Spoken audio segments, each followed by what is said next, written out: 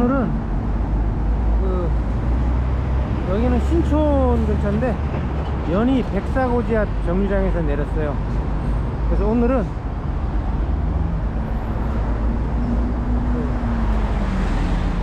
연희동 동동산이라고, 동동산 둘레길에서 맨발 걷기를 하려고 가고 있습니다.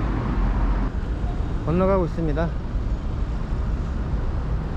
여기가 연희 백사고지가 6.25 때 격전지라 가지고, 여기 그 공동산이 백사고지인가봐요. 높이가 한 100m 정도. 지하철 타고 오셔가지고 버스로 여기 연희 백사고지 앞 정류장에 내려가지고 도로를 건너서 이렇게 이쪽으로 가면 돼요.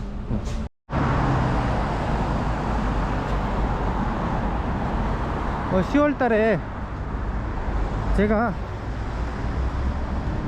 이 가을에 단풍 코스로 맨발로 걸을 수 있는 코스를 소개시켜 준다고 이렇게 약속을 했었는데, 제가 그동안 이런저런 일로 시간이 안 나가지고 못 갔어요.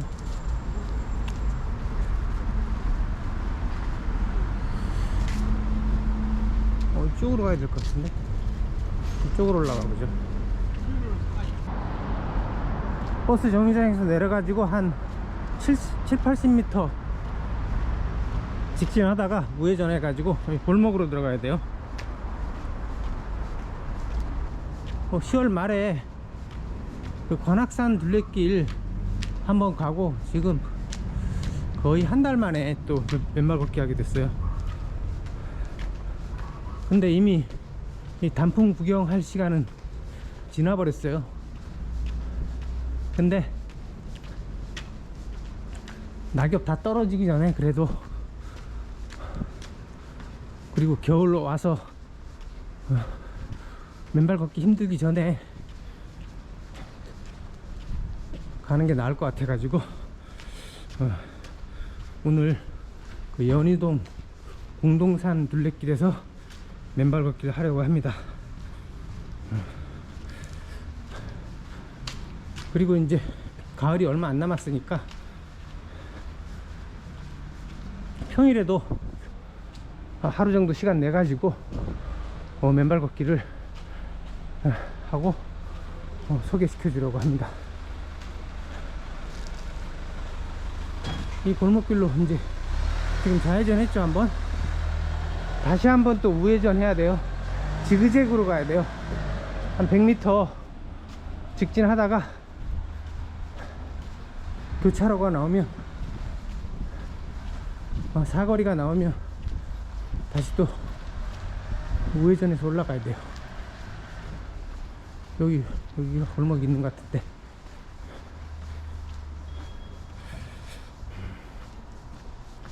여기로 올라가야 돼요. 지도상으로는 일로 쭉 가가지고, 일로 쭉 가면은,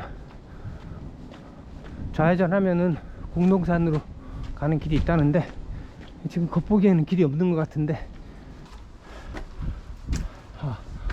길은 다행히 왼쪽으로 가는 길이 있네요. 여기로 가면은 이제 여기가 공동산이에요. 여기가 공동산이고요. 좌회전해서 왼쪽으로 가면 공동산으로 올라가는 길이 있어요.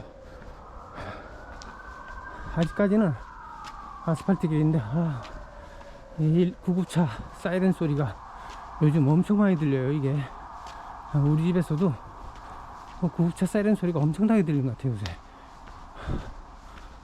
코로나 터진 이후에 지금 3년 동안 요즘이 구급차 소리가 제일 많은 것 같아요. 그만큼 이게 죽는 사람이 많다는 소리인데,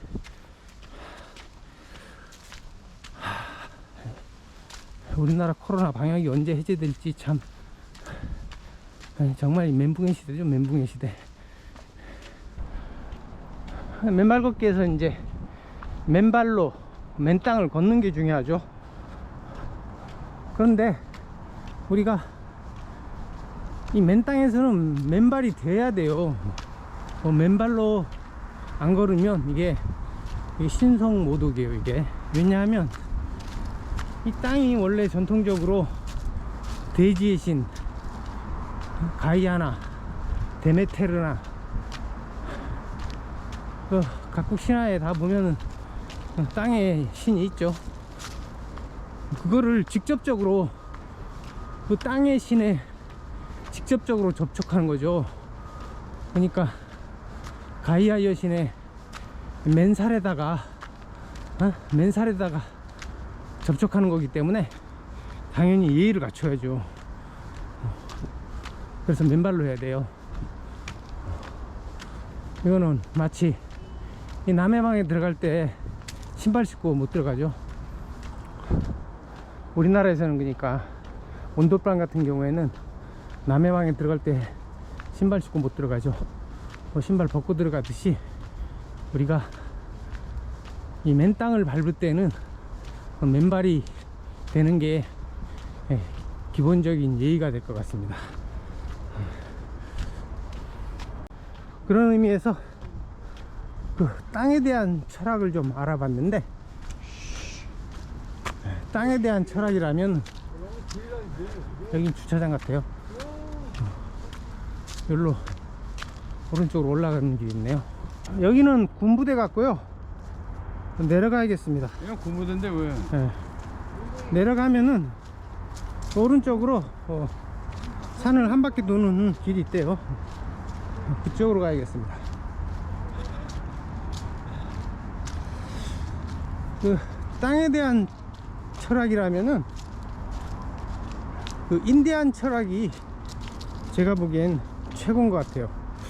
그래서 인디안의 말을 여기로 가면 되죠. 여기로 가면 이게 궁동산 둘레길이 될 것 같아요.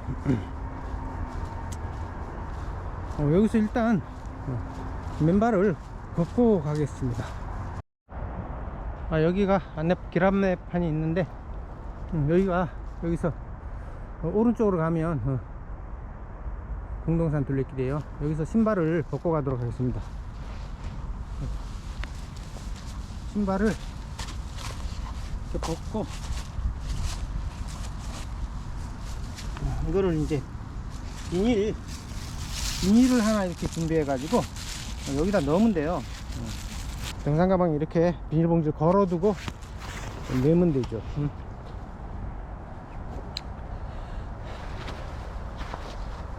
가방을 메고 발은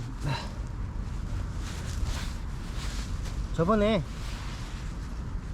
발 뒤꿈치가 갈라져 가지고 양말을 반으로 잘라 가지고 발 뒤꿈치 안 갈라지게 보호하려고 맨발로 이제 걸어갑니다.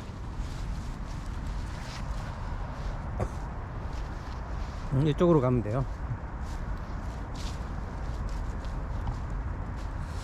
단풍은 별로 안 보이네요, 여긴. 그래서 땅에 대한 철학이나 자연에 대한 철학으로 찾아봤는데 여기에 인디안 철학이 가장 뛰어난 것 같아요. 그래서 인디안의 말을 몇 가지 적어왔는데 그걸 한번 읽어볼게요. 그 인디안 라코타족의 대지에 누워보라라는 인디안인데, 땅은 살아있는 모든 것, 자라나는 모든 것이 마지막으로 머무는 장소다. 흙은 고통을 가라앉히고 힘을 주고 정화하며 치유한다. 그래서 인디안들은 생명을 주는 힘으로부터 멀어지지 않기 위해 맨 땅 위에 앉는 것이다. 그 인디안에 관한 영화 중에 그 늑대와 추물이라는 영화가 있었죠. 케빈 코스트너가 그 미군으로 나오고 미군 장교로 나오고 그 여주인공이 주먹쥐고 일어선가? 그 영화를 저는 영화를 보기 전에 책으로 먼저 읽었었는데 책도 감동적이고 영화도 재밌고 원래 책을 영화로 만들면은 둘 중에 하나는 재미없는데 보통은 영화가 더 재미없죠. 명작이다 보면 소설이 훨씬 더 뛰어나고 영화는 소설에 못 쫓아가는 그런 건데 그 늑대와 추물은 둘 다 괜찮았던 것 같아요. 그 인디언들의 이름이 굉장히 멋있어요. 대지에 누워보라. 얼마나 멋있어요. 그 다음에 쇼니족 푸른 웃돌이라는 인디안이 한 말인데 당신들은 계절의 바뀜도 하늘의 달라짐도 응시하지 않는다. 당신들은 늘 생각에 이끌려 다니고 남은 시간은 더 많은 재미를 찾아 자신을 돌아보지 않는다. 자신을 돌아보는 침묵의 시간이 없다면 어찌 인간의 삶이라고 할 수 있는가. 뭐 서양인들을 인디안이 꾸짖는 것 같아요. 그 다음에 샤이엔족의 불개라는 인디안의 말인데 이 말은 진짜 멋있어요. 우리는 불이면서 동시에 꿈이다. 우리는 이 어머니 대지 위에 나타난 완벽한 우주의 육체적 표현이다. 우리는 이곳에 경험하기 위해 왔다. 우리는 수백만 번의 계절 속의 손짓 하나, 수백만 번의 태양 속의 눈짓 하나다. 더 이상 말이 필요 없죠. 이 불개의 말 앞에서 어떤 철학도 어떤 종교도 그냥 입 닥치라 그렇게 얘기하는 것 같아요. 이런 위대한 철학을 가진 인디언을 그 프론티어 정신이라는 폭력과 기만으로 몰살시킨 것이 미국이라는 국가의 그 토대가 됐죠.